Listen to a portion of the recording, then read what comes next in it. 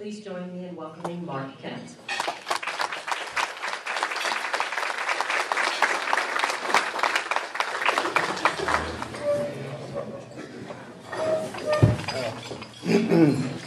Well, thank you so very much, and I really feel honored to be here. It's a great honor because I'm in the room with so many overachievers, actually. So each and every one of you, especially the nominees this evening who are receiving these awards, I feel blessed to be in your presence. And so I also would like to thank St. Benedict de Moore Parish wholeheartedly for its very kind invitation to address such an outstanding group at such a very impressive event. This event means a lot to me, and it's not only because it's to celebrate actually giving and being a part of the community, but about helping. And so judging by the turnout here this afternoon, I can tell that it means a lot to each and every one of you as well. And so when I think about community, I think about closeness, actually. And so I think of this story. And so there was a guy who lived in the city, and he just got tired of being in the city. There were so many people, just crowded, it was noisy.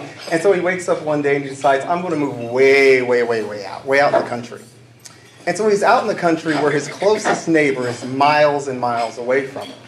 And so one day, he's out there on his porch, and he's sitting and he sees out on the horizon a dust cloud. And that dust cloud is getting closer and closer. And so he notices that there's actually a pickup truck.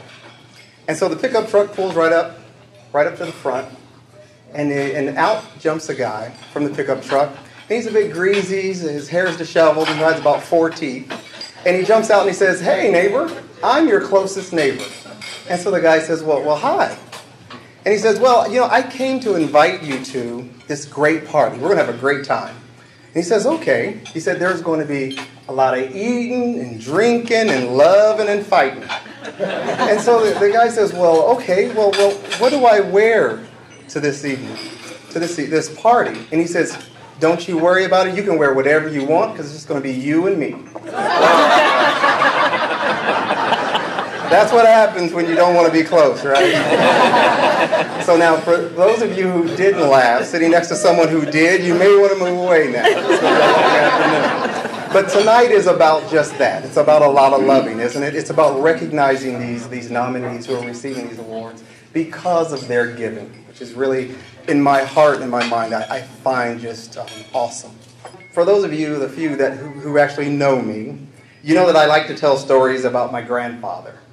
And so, but this time I'm going to talk about my great-grandparents who came to this country to pursue the American dream. And so they immigrated to this country from Jamaica, through Florida, and landed in Memphis, Tennessee.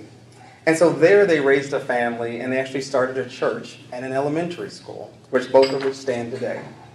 And so they instilled in my family a lot of values, which I hold very, very dear, but which are also transferred generationally. But I'm going to share one with you today, because I feel like we're close. We can talk, can't we? We're family. And so it was this. And so my great-grandmother sat there, and I can still actually, as I say this, picture her beautiful hand. And so she sat there and she said, "Every day that the sun rises and sets, and you haven't done something to move the ball forward for yourself, for your family, or for your community, you've wasted a day."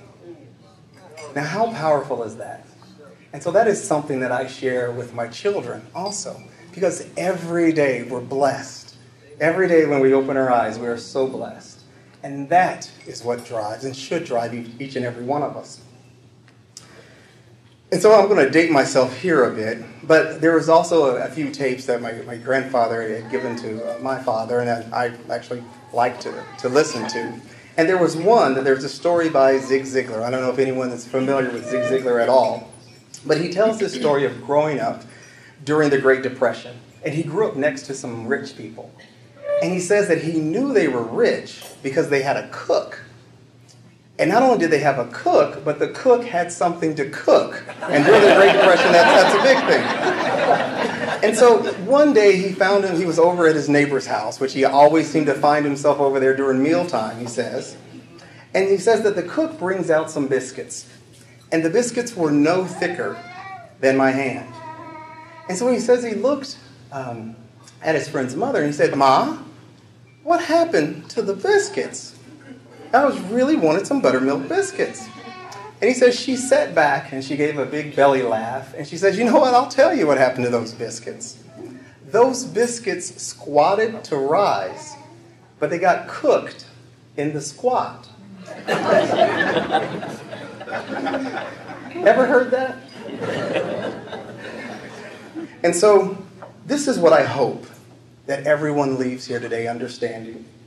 It's that the people who wait for a senator from Chicago to become president to solve their problems, or wait for Kim to get the day shift position, or James to graduate, or Kathy to actually lead the group, or the new model to come out, or the CEO to take over, or the new ad campaign to start.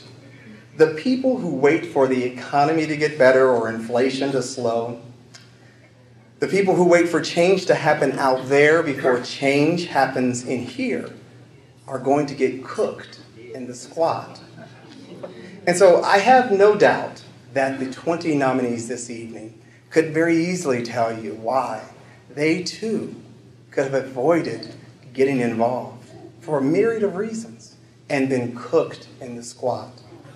Because I really believe that all of us have this collective responsibility in life for continuous improvement, to make ourselves better, to make our family better, and our communities better, to become more and to learn from our mistakes.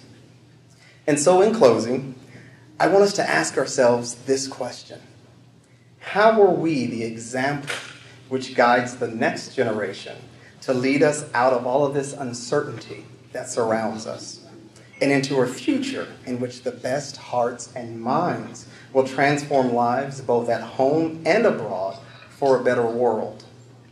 I truly believe that the answer is that we must help our young people to find hope in the opportunities for positive change that lie within all of the current realities that we all face. And it is my sincere hope that each of us enjoy a life well spent, just as Cardinal Bernardine did. So I congratulate each of the 20 nominees this evening, and I truly, truly feel honored and blessed to be here this evening. Thank you so very much.